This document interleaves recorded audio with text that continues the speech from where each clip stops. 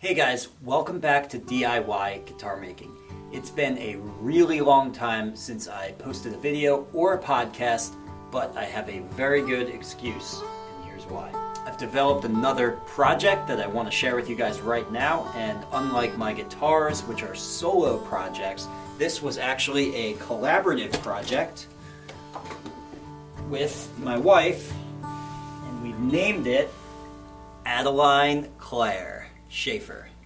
I'm extremely proud of this one. It really projects with bright, brash, even you might say shrieky trebles in the upper bout, and with warm, guttural bass tones in the lower bout, particularly back here. So tonally, it is a masterpiece.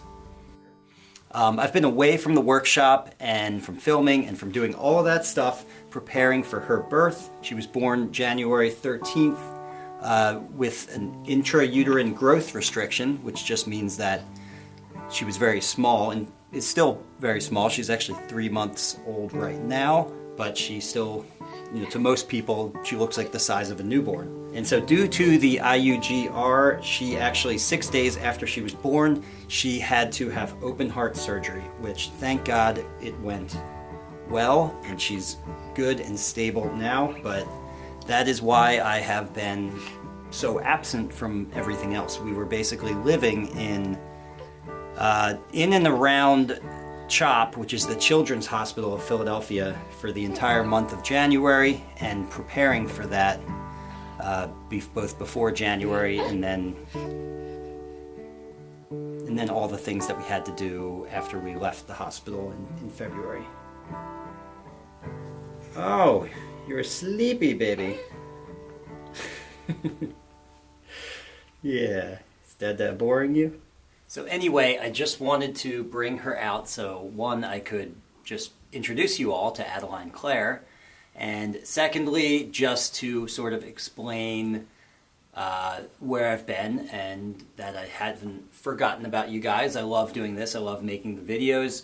We were just, of course, having, understandably, a really difficult time. Heart surgery is, of course, always a big deal, but, when you're just 6 days old and tiny, it's an even bigger deal. So we're very grateful to the Children's Hospital of Philadelphia and Dr. Maida, that was our surgeon, and I, left there with just an immense, powerful respect for medical professionals that I didn't have prior to that. With all that said, let's talk about what I'm doing now, getting back into the shop and getting to work and producing the videos and the podcast and all of that again. So first of all, where I left off with you guys was working on two guitars, number 56 and number 57.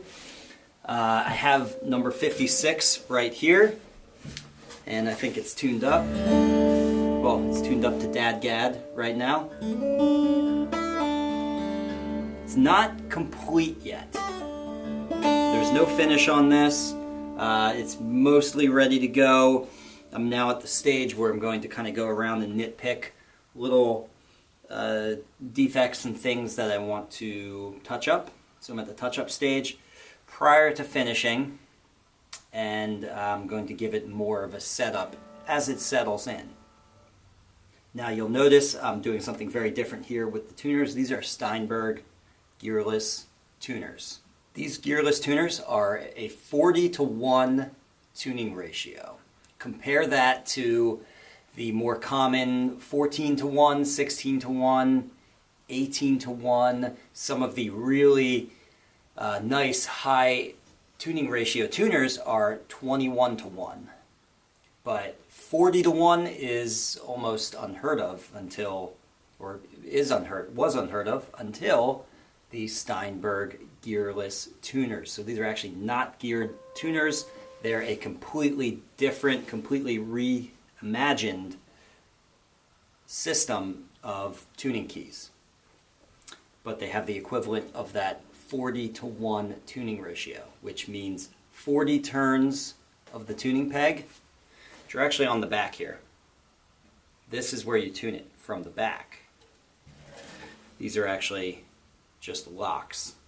That's how you lock the string in place. It's a little disorienting when you first use them because you want to grab these and turn these because they look like, the tuning knobs.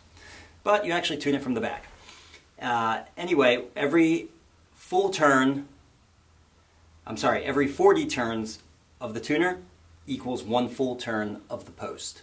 So just think about that. Every 40 turns back here equals 1 full winding of that string. That's precision. That's highly precise. So that's cool. Anyway, in the coming weeks and months, I will be showing you some of the remaining footage of me finishing up this guitar. I forget where I left off with this, what the last video was, but probably somewhere with leveling and radiusing the fretboard.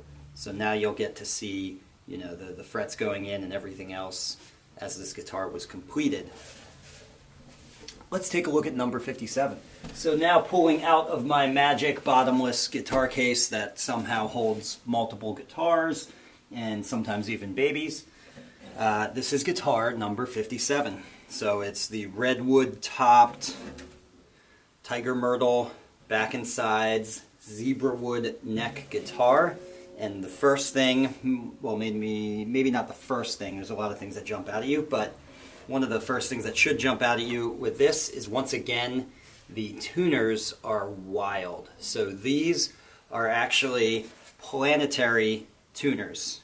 So the old school banjo style tuners, which normally are cheap kind of plastic garbage tuners that don't work very well, but these are actually the same tuners that they used on the, I'm not going to remember this correctly, on the Martin 100th anniversary guitar that they built. They built one with, I think, if I have that incorrect, somebody shout at me in the comments. These tuners were on some anniversary Martin guitar, and they sell them at Stu Mac. They're quite expensive, and I don't know that I'm actually going to keep them on this guitar. This is an experiment. What will possibly, maybe even probably, happen is I will take these off and put the Steinbergs on because I really like those, the Steinbergers. But I'm going to give these a try. I haven't actually set this guitar up yet. You can see the strings are way off the fretboard. I still have to cut the nut slots and do a slew of other things on this guitar, but as you can see, build-wise, it is mostly done. And this one came out very interesting.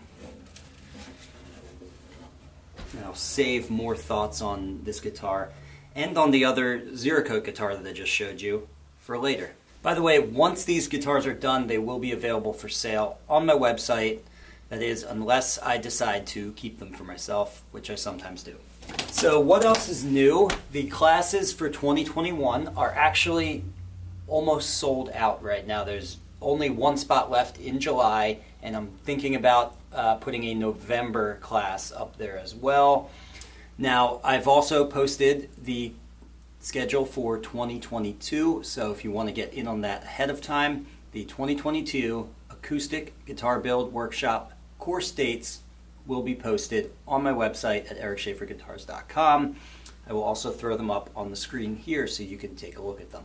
For 2022, I am also happy to announce that I will be adding an extra day to the workshop. So instead of an 8-day class, it will be a 9-day class. So it's going to go from Friday through to the next Saturday, through and including the next Saturday.